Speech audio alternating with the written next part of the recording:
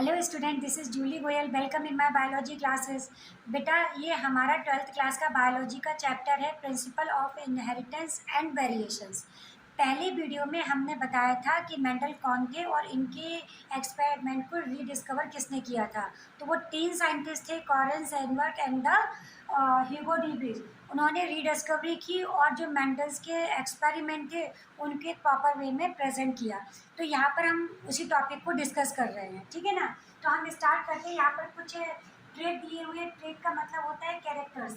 जो मेंडल्स ने बेटा ट्रेड दिए थे वो कंट्रास्टिंग ट्रेड दिए थे। कंट्रास्टिंग ट्रेड का मतलब होता है कि दो अपोजिट फीचर्स किसी एक ही टॉपिक के बारे में। जैसे कि हम यहाँ पर बात करें कि जो 7 कंट्रास्टिंग कैरेक्टर थे किस पर, पाइथम सटाइगम पर। तो पहला था स्टेम की हाइट। स्टेम की हाइट क्या थी? स्टेम, इसमें जो पाइथम सटाइगम में जो स्टेम थे वो 2 तरह के स्टेम देखने को मिले। एक तो टॉल स्टेम था, दूसरा शॉर्ट था जिसको हम डॉर्फी भी बोल सकते हैं, बोना ट्री, है ना। और दूसरा था फ्लावर का कलर। तो फ्लावर 2 तरह के कलर में देखने को मिल रहे थे, तो वायलेट फ्लावर थे और वाइट फ्लावर थे। इसी तरह से फ्लावर की पोजीशन, एक तो थी एक्सियल और एक थी टर्मिनल। एक्सियल का मतलब होता है कि जिस ब्रांच पर फ्लावर ग्रो कर रहा है तो वो अगर ऊपर की तरफ टॉप पर होगा तो उसको एक्सियल फ्लावर बोलेंगे, एक्सियल फ्लावर की पोजीशन बोलेंगे। टर्मिनल होगा तो लेटरल साइड में फ्लावर्स ग्रो करेंगे। दूसरा था पॉट कलर। पॉट कलर मतलब जो मटर होती है, मटर की जो पूरी बॉडी होती है ना, उसके बारे में बात कर रहे हैं। तो पॉट का बेटा, पॉट के कलर की बात की तो 2 तरह की मटर देखने को मिलती है। एक तो आपने ध्यान दिया होगा कि येलो टाइप की मटर रहती है, सूखी सूखी सी लगती है, और दूसरी होती है ग्रीन, ठीक है ना। तो ये ग्रीन थी और दूसरे येलो थी। पॉट शेप जो था, एक तो ये फूला हुआ सा था, फुल बोलते हैं जिसको, और कॉन्स्ट्रिक्टेड था यानी कि जो सिकड़ा हुआ सा था, कॉन्स्ट्रिक्टेड टाइप का था। इस तरह के 2 मिलते हैं। इसके बाद सीड कलर। सीड भी 2 कलर के हैं, 2 कलर में सीड मिलते हैं देखने को। एक तो येलो सीड और दूसरा green seed. Seed shape, round seed and wrinkle seed. इस तरह से उन्होंने 7 कंट्रास्टिंग कैरेक्टर को बेटा कंसिडर किया था।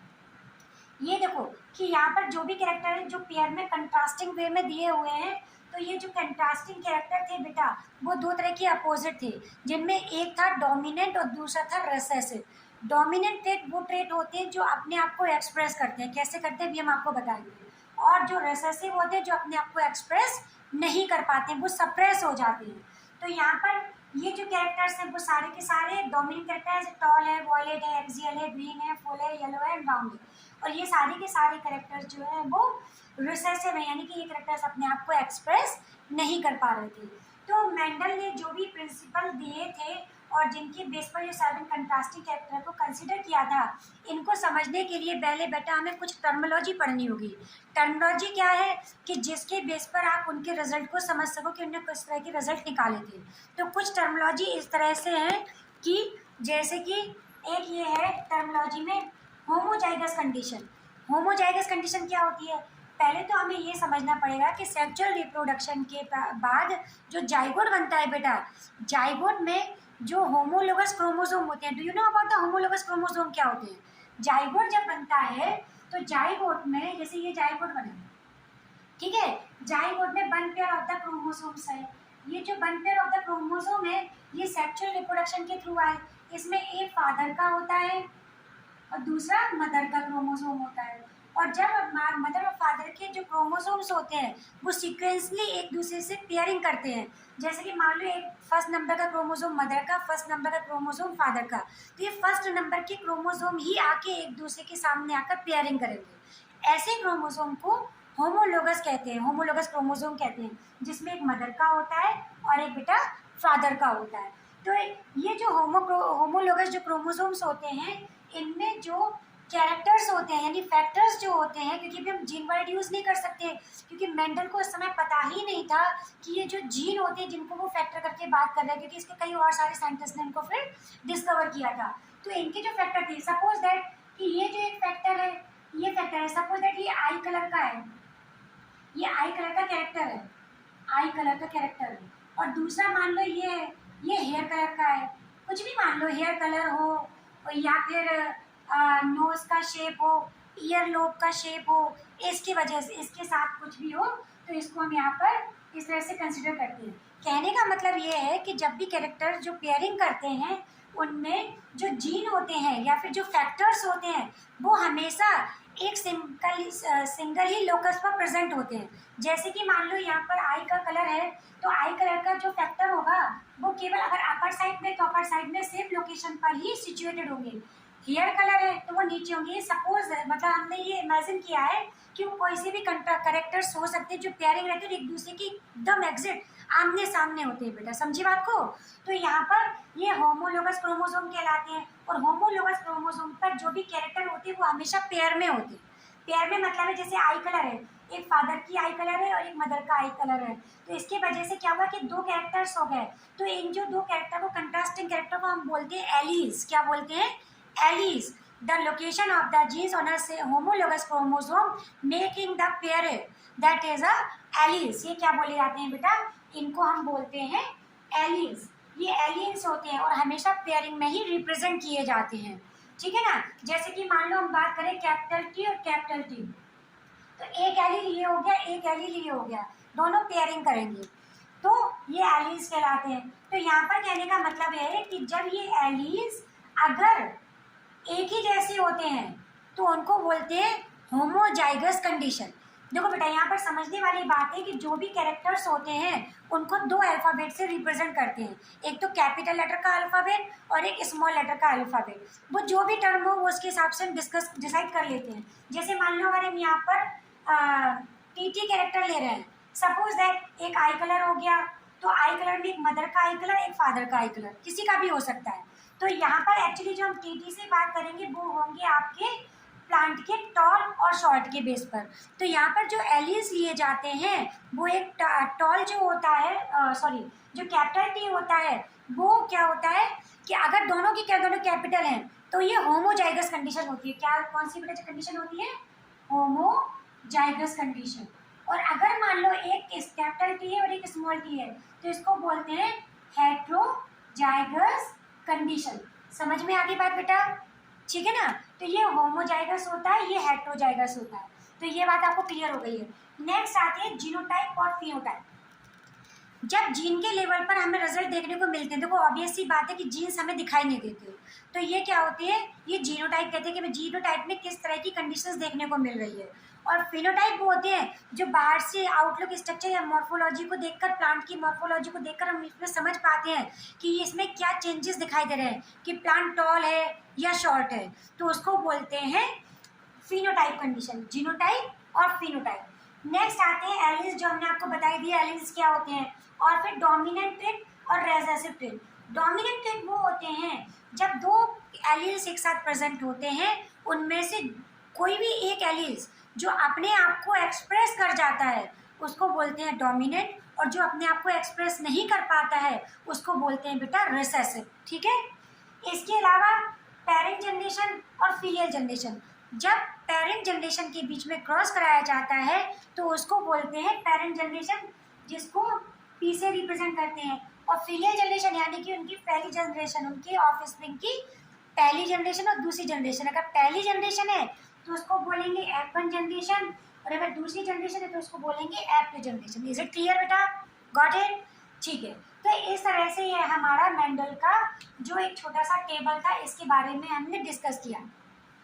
इसके अलावा अब हम आपको ये बताएंगे जो मेंडल के एक्सपेरिमेंट थे, उनके जो कंक्लूजन थे वो दो तरह के क्रॉस पर डिपेंड थे। यानी कि मेंडल ने जो भी रिजल्ट निकाले, मैथमेटिकली जो भी रिजल्ट निकाले, उसमें दो तरह के क्रॉस देखे गए। क्रॉस मीन्स क्या हुआ कि crossing between the inter cross between the parents और inter cross between the generation, F1 generation और F2 generation, in this manner. तो अगली वीडियो में हम मोनो हाइब्रिड क्रॉस और डाई हाइब्रिड क्रॉस की बात करेंगे। तो पहले बेटा हमें ये समझना होगा कि जो मोनो हाइब्रिड क्रॉस होते हैं उसमें किसी एक ही कंट्रास्टिंग पेयर के बारे में बात की जाती है, जिसको हम स्टडी कर पाते हैं, उसको हम बोलते हैं मोनो हाइब्रिड क्रॉस।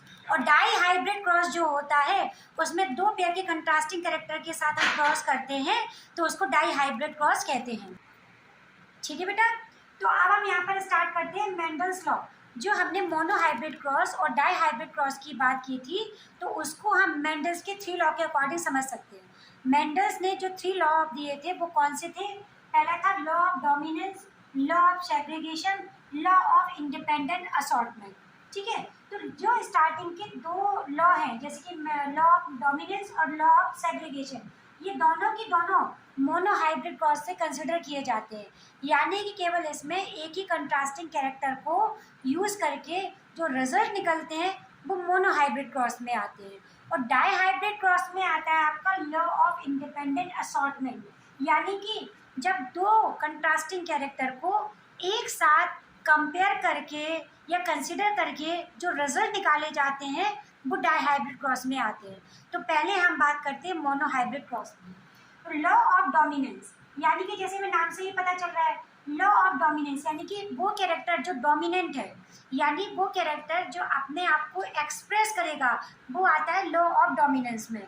जैसे कि हम यहाँ पर बात करें कि मोनोहाइब्रिड क्रॉस में एक कंट्रास्टिंग कैरेक्टर होता है, जैसा कि हम आपको पहले बता चुके हैं कि जो कंट्रास्टिंग कैरेक्टर होता है उनके कैरेक्टर को हम किसी अल्फ़ाबेट के पेयरिंग से बताते हैं। तो यहाँ पर अगर हम लॉ ऑफ डोमिनेंस में बात करें, अगर मेंडल ने किया था पहला जो कैरेक्टर था टॉल एंड शॉर्ट ट्री का, तो टॉल और जो शॉर्ट ट्री थे वो कौन से थे? टॉल को हमने रिप्रेजेंट किया कैपिटल टी से, और शॉर्ट जो ट्री था उसको हमने स्मॉल टी से रिप्रेजेंट किया, और इनके बीच में क्रॉस देखने को मिला। और ये बेटा जनरेशन हुई फर्स्ट पेरेंट जनरेशन हुई। कौन सी जनरेशन हुई? पेरेंट जनरेशन, जिसको हम प्री से एक्सप्रेस करते हैं। तो ये देखो, ये सिंगल कंट्रास्टिंग कैरेक्टर है, यानी एक ही कंट्रास्टिंग कैरेक्टर है। ये जो कैरेक्टर है टॉल का है और ये किसका है? शॉर्ट का है, ठीक है ना। यानी कि एक ही अल्फाबेट को हम यूज़ करते हैं बेटा, जो उसका डोमिनेंट कैरेक्टर होता है उसको हम कैपिटल लेटर से एक्सप्रेस करते हैं, और जो शॉर्ट कैरेक्टर होता है उसको हम स्मॉल कैपिटल लेटर से एक्सप्रेस करते हैं। तो टॉल एंड शॉर्ट जब इनके बीच में क्रॉस कराया जाता है तो हमें रिजल्ट क्या मिलते हैं? जैसे कि हम इसमें देखें, कैपिटल टी का हमने क्रॉस कराया स्मॉल टी से, तो कैपिटल टी और स्मॉल टी। फिर इस कैपिटल टी का हमने क्रॉस कराया इस टी से, तो कैपिटल टी स्मॉल टी। फिर हमने इस कैपिटल टी को क्रॉस कराया इससे, तो हमें क्या रिजल्ट मिले? Capital T small T. फिर हमने इसका इसके साथ क्रॉस कराया तो कैपिटल टी स्मॉल टी। यानी कि F1 जनरेशन, यानी कि फर्स्ट फीलियल जनरेशन में हमें जो भी रिकॉर्ड रिजल्ट मिलेंगे उसमें 100% टॉल यानी कि डोमिनेंट कैरेक्टर देखने को मिलेगा। देखो यहाँ पर ये बात समझने की है बेटा कि डोमिनेंट कैरेक्टर्स वो कैरेक्टर्स होते हैं जिनका रिजल्ट F1 जनरेशन में 100% डोमिनेंट आता है, नो मैटर कि वो प्योर होमोजाइगस कंडीशन में हो या फिर हेट्रोजाइगस कंडीशन में। यहाँ पर एक चीज़ है कि जो टॉल और कैपिटल टी है ये अपने आप में डोमिनेंट तो है ये, और कैपिटल टी और जो स्मॉल टी है ये भी अपने आप में डोमिनेंट है। क्यों है? जैसा हमने बताया था कि दो तरह के कैरेक्टर्स होते हैं, डोमिनेंट और रिसेसिव कैरेक्टर। तो कैपिटल कैरेक्टर्स वो होते हैं जो डोमिनेंस को रिप्रेजेंट करते हैं और वो अपने आप को सक्सेसफुली एक्सप्रेस कर पाते हैं, तो उनको हमने डोमिनेंट कैरेक्टर बोला। और जो रिसेसिव कैरेक्टर होते हैं वो हमेशा स्मॉल लेटर में लिखे जाते हैं, जैसे कि हम बात करें स्मॉल टी ये रिसेसिव कैरेक्टर है, ये अपने आप को कभी भी एक्सप्रेस नहीं कर पाते। ये अपने आप को तभी एक्सप्रेस कर पाएंगे जब ये होमोजाइगस कंडीशन में आएंगे, यानी कि दोनों की दोनों स्मॉल टी में आएंगे, जैसे कि यहाँ पर है, तभी ये रिसेसिव कहलाएगा। लेकिन जब कैपिटल टी और स्मॉल टी साथ में आएंगे तो ये हेट्रोजाइगस कंडीशन कहलाएगी। देखो ये होमोजाइगस कंडीशन है, ये होमोजाइगस कंडीशन है, लेकिन जो बीच का है ये हेट्रोजाइगस कंडीशन है। इसका मतलब है इसमें टॉल के भी फैक्टर प्रेजेंट है और स्मॉल के भी फैक्टर प्रेजेंट है, लेकिन टॉल अपने आप को एक्सप्रेस कर पा रहा है लेकिन स्मॉल अपने आप को एक्सप्रेस नहीं कर पा रहा है। इसलिए ये जो एक्सप्रेस करेगा हम उसी को तो कंसिडर करेंगे। तो यहाँ पर कौन कर रहा है अपने आप को एक्सप्रेस? टॉल। तो यानी कि फर्स्ट जनरेशन में जितने भी रिजल्ट बने वो सारे के सारे कौन से बने बेटा? टॉल बने। कौन? टॉल से ही कंसिडर करेंगे। इनके पास जो फैक्टर है, जो ट्रेट है, वो रिसेसिव के भी है यानी शॉर्ट के भी हैं, लेकिन शॉर्ट वाले जो कैरेक्टर है वो अपने आप को एक्सप्रेस नहीं कर पा रहे हैं, इसलिए हम उनको कहेंगे टॉल। यानी कि फर्स्ट फीलियल जनरेशन में हमें 100% टॉल रिजल्ट मिलते हैं, यानी कि डोमिनेंट रिजल्ट मिलते हैं, इसलिए इस लॉ को बोला गया लॉ ऑफ डोमिनेंस। आई बात समझ में? अब इसी के बेस पर एक और टॉपिक है, टेस्ट क्रॉस और बैक क्रॉस। दो तरह के बेटा क्रॉस होते हैं जो हमें मेंडल्स की लॉ में देखने को मिलते हैं। पहला होता है टेस्ट क्रॉस और दूसरा होता है बैक क्रॉस।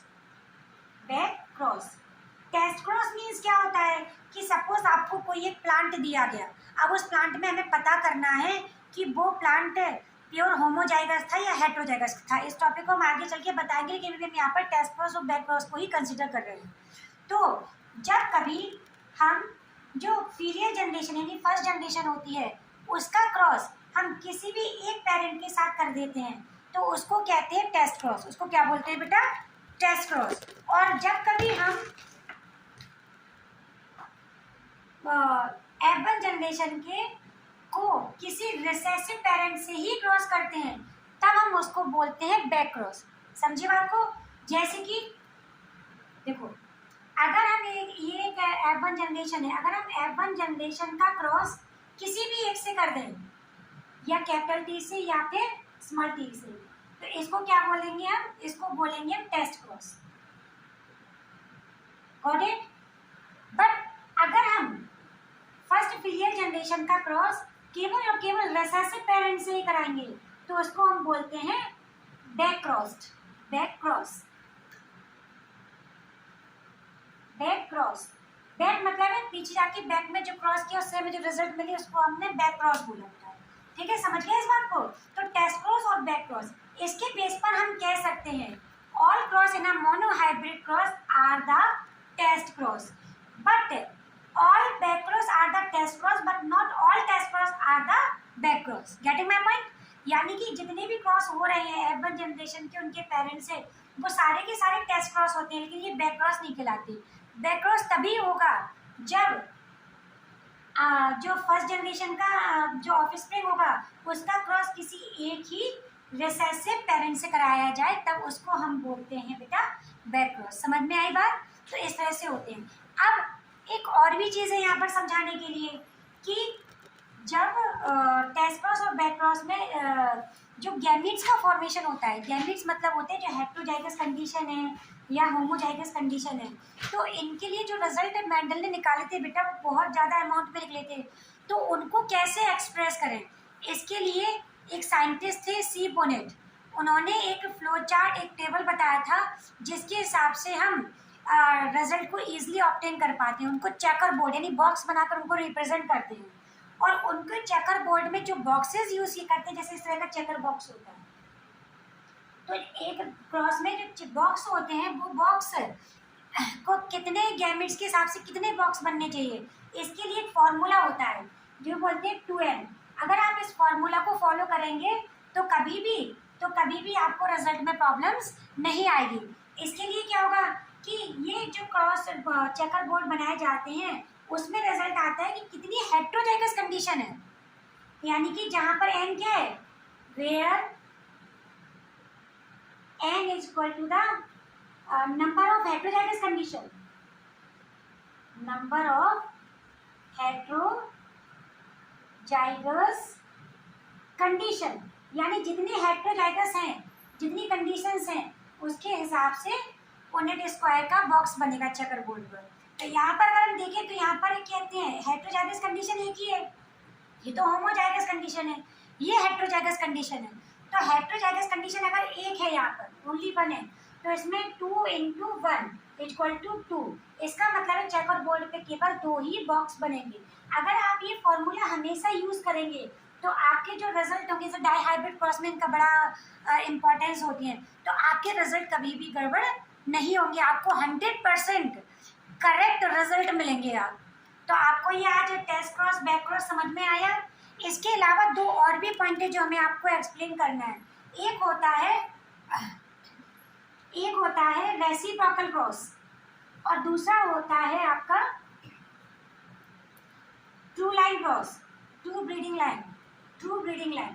पहले हम बात करते हैं रेसिप्रोकल क्रॉस। रेसिप्रोकल क्रॉस क्या होता है? पाइसम सटाइवम यानी कि जो मटर का प्लांट होता है वो बाइसेक्सुअल प्लांट होता है, इसमें यानी कि मेल और फीमेल दोनों सेक्सुअल पार्ट होते हैं। तो जब हम एक प्लांट को मेल की तरह और दूसरे प्लांट को फीमेल की तरह यूज करते हैं तो इनके बीच में जब क्रॉस होता है उसको रेसिप्रोकल क्रॉस बोलते हैं। जैसे कि बात हुई कि मेल और फीमेल है, एक प्लांट में से मेल पार्ट को अलग कर दिया, दूसरे प्लांट में से फीमेल पार्ट को अलग कर दिया, ओवरऑल एक में मेल और एक में फीमेल ही है, और उनके बीच में जब क्रॉस कराएंगे और उससे मिलने वाले रिजल्ट हमेशा एक जैसे ही रिजल्ट होंगे, तो इस तरह की क्रॉस को रेसिप्रोकल क्रॉस बोलते हैं। सपोज दैट कभी कभी अगर एक जैसे रिजल्ट ना मिले तो उसको साइटोप्लाज्मिक इनहेरिटेंस बोलते हैं, जिसको हम आगे चल के बता देंगे। Next thing is that true breeding line क्या होती है? True breeding line, true breeding line मतलब होती है कि जब जो पेरेंट जनरेशन होते हैं उनके बीच में जो क्रॉस होता है वो हमेशा होमोजाइगस कंडीशन में ही होता है, तो काफ़ी जनरेशन तक रिजल्ट हमें एक ही मिलते हैं। जैसे हम बात करें कि दोनों की दोनों टॉल हों, दोनों टॉल प्लांट्स के बीच में अगर रिजल्ट मिले तो हर बार टॉल ही टॉल प्लांट्स मिलेंगे, इसमें कोई कंडीशन ही नहीं है शॉर्ट प्लांट मिलने की। या फिर हर बार शॉर्ट प्लांट के बीच में अगर क्रॉस हो तो हर एक जनरेशन में आफ्टर जनरेशन सारे के सारे रिजल्ट हमें कैसे मिलेंगे? शॉर्ट के ही मिलेंगे। तो ट्रू ब्रीडिंग लाइन यानी एक ही जैसे रिजल्ट बार बार मिलना, इसको कहते हैं ट्रू ब्रीडिंग लाइन। ओके बेटा, आपको समझ में आया हो तो आप इसको प्लीज़ लाइक और सब्सक्राइब करिए, ठीक है ना। इसके आगे जो नेक्स्ट है लॉ ऑफ सेग्रीगेशन और लॉ ऑफ इंडिपेंडेंट असॉर्टमेंट, वो हम नेक्स्ट वीडियो में कंटिन्यू करेंगे। Thank you.